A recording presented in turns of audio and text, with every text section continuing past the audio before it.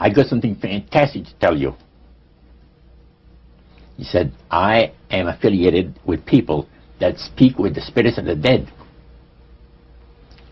How would you like to talk to the spirit of your dead mother? And I was shocked. I was shocked. He said, you wouldn't be afraid of talking to the spirit of your dead mother, would you? Well, I said, I'll tell you what, I would have to give that some thought, because it's something I never thought about before in my life.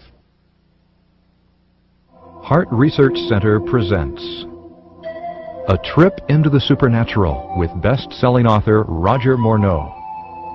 While still a young man in the city of Montreal, Roger Morneau became involved in the worship of demons. In this two-part series, Roger gives us a first-hand account of his harrowing brush with the powers of darkness and ultimately his divine rescue.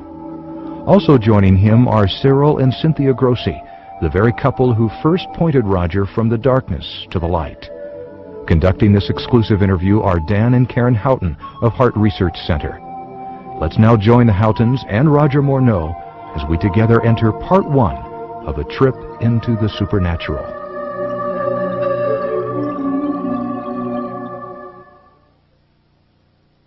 How in the world did you ever get involved in praying to demon spirits? Well, when I came out of the Navy after World War II, I was looking for take up a trade in Montreal, Canada. And at that time, I ran across a fellow that had been on a particular ship with me. And he said, hey, Morneau, you're alive. How nice to meet you. He said, let's have dinner tonight.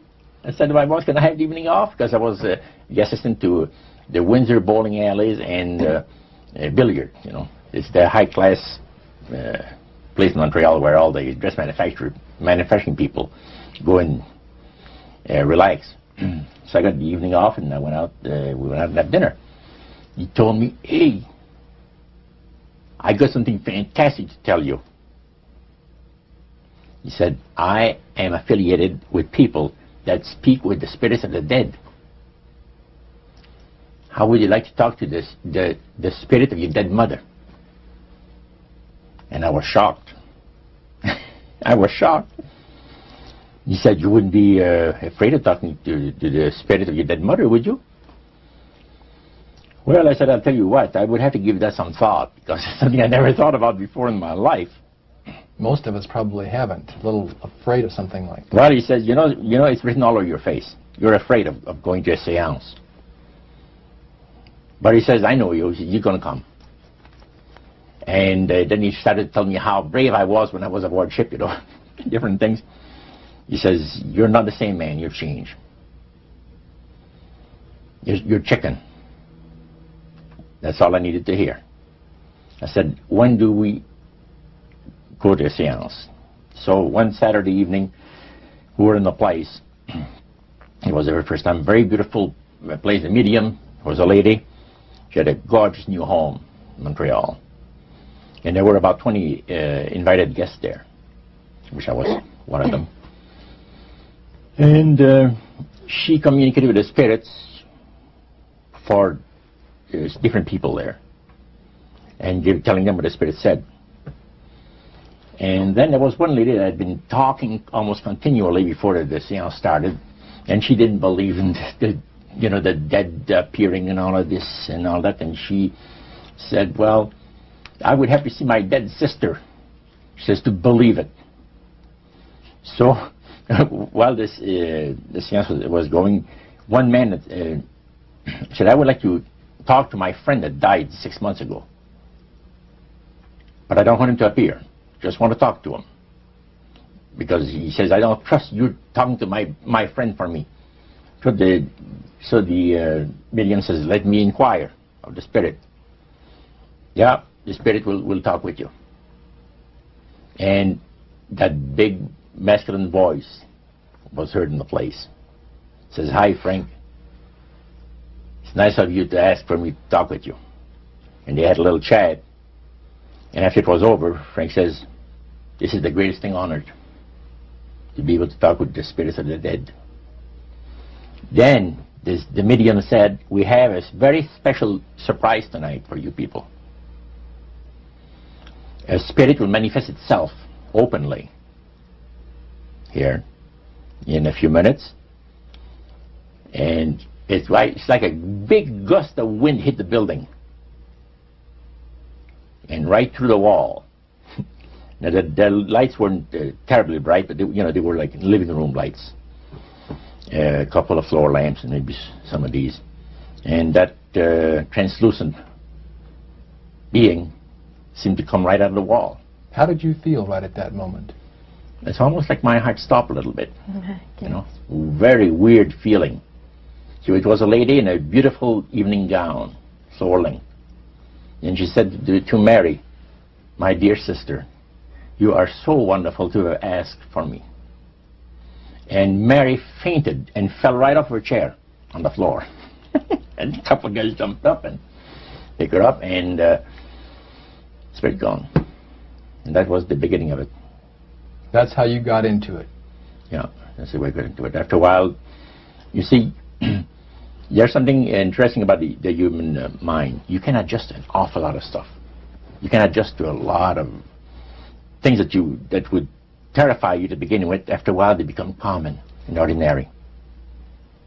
So you mean contact with the supernatural can become commonplace and ordinary and doesn't bother anybody? Yeah. In other words, the more that you do it, you're not uncomfortable. That's right. It's just not an uneasy feeling. Yeah. So how did you feel about it? Then I got into a secret society that worshipped the spirits, you see. Okay, now how is that different from the seance, Roger?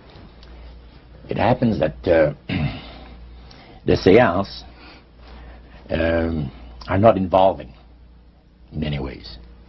But when you get into a secret society of spirit worshippers, then, and especially when you're invited there by the direction of the higher-ups in the spirit world, you never get out of there alive. And this is exactly what my friend and I were up against. We didn't know anything about it. And there was a very, very popular big band leader. Jazz musician? Band, yeah. Very famous. He played a lot in Montreal, Canada, Vancouver, the big cities. And one night we went to one of these seances, and he was with his wife. Now the spirits had told him what to do. Spirit told him, there's two of these guys, give the names, and your wife will want to talk, we'll make it so that your wife will want to talk to the medium when you say that you want to go home because you're tired. As soon as you see that these guys are starting to want to leave, then leave with them at the same time. And as you get outdoors, you ask them if they're driving. They'll say, no, they're going to take the tramway a couple of blocks away. Well, you invite them to get in your car with you, and that you will take them to a fancy restaurant and treat them to some good food and talk about the merchant navy. And that's what the guy did. And there we were in this plush restaurant, pulled into a little alley, and I can still see it like it was yesterday. Just enough room to pass the car, back alley, that happened to give on a restaurant that was on St. Catharines Street, which is the main street of Montreal.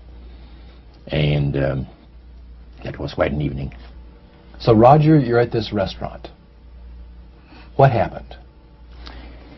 Well, after we were seated, in entering there, the place was just full, packed tight. But there was a couple of tables against a wall that had a reservation sign on it.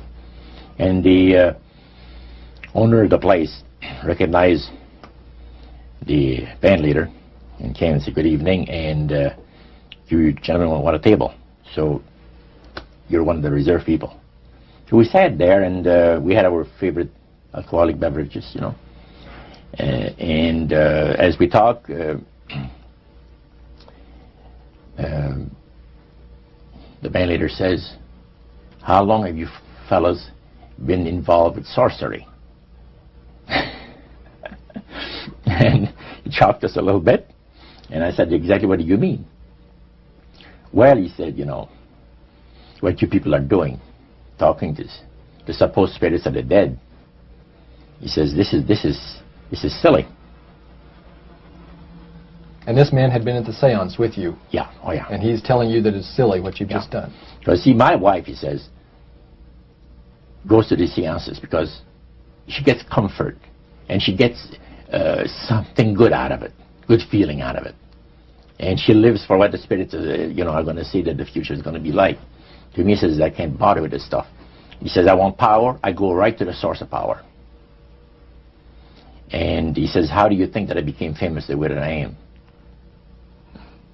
Well, I said, you must have had some good luck. Well, he says, there's no such thing as good luck.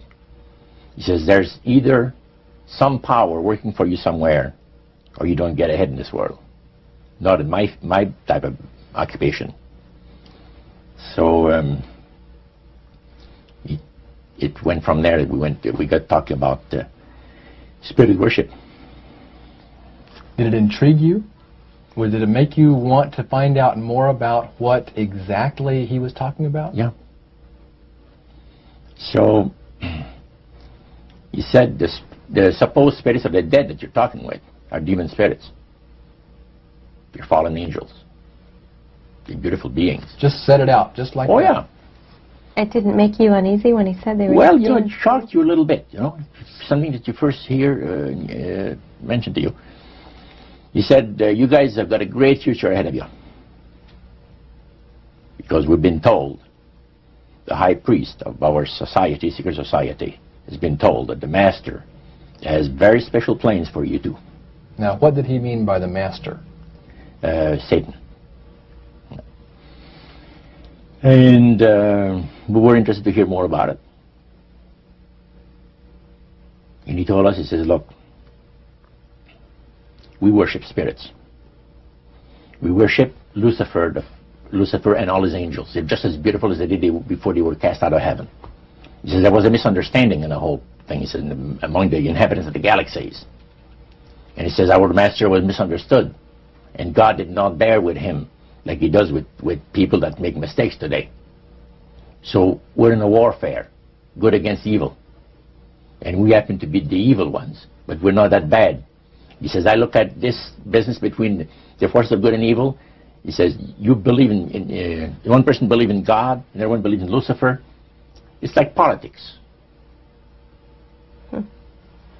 So the great controversy is real. And you've heard someone talk about it that's on the other side. And to these people, they are sold to the fact that Christ will not return to this planet with power and great glory. He's going to abdicate all claims to the planet, because the high priest once said that Christ will abdicate all claim to the planet because he knows that it is lawfully and rightfully Satan's.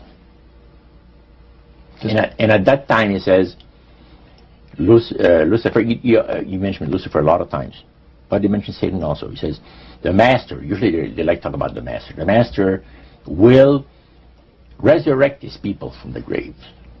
Now George is telling you all this, or the high priest? George. Okay, when the evening wound down, and you're putting a cap on all that, you guys had consumed some alcohol. Yeah. And did you feel like that there was kind of a one-shot deal? You didn't know if it ever happened again? What happened after that? He said, no. I said, listen, guys. He said, I like to have you, he says, meet some of our people. But about next week, Wednesday evening, I'll pick you up at your place, and you're invited to one of our services. Services? Like a church service? Yeah, something similar like that. It's a testimonial to the spirits, about how the spirits have blessed your life. See? So, when we left there, I said to myself, this guy is half drunk. I'm not going to hear from him again, But it was true. Wednesday night came, he was there with his big Lincoln, step in, and we went to one of the most beautiful area of Montreal. And the place was a mansion. Now, a mansion is usually very large. We call this a small mansion. It was beautiful. Most beautiful place. Yeah. Roger, your friend George took you and Roland to this mansion.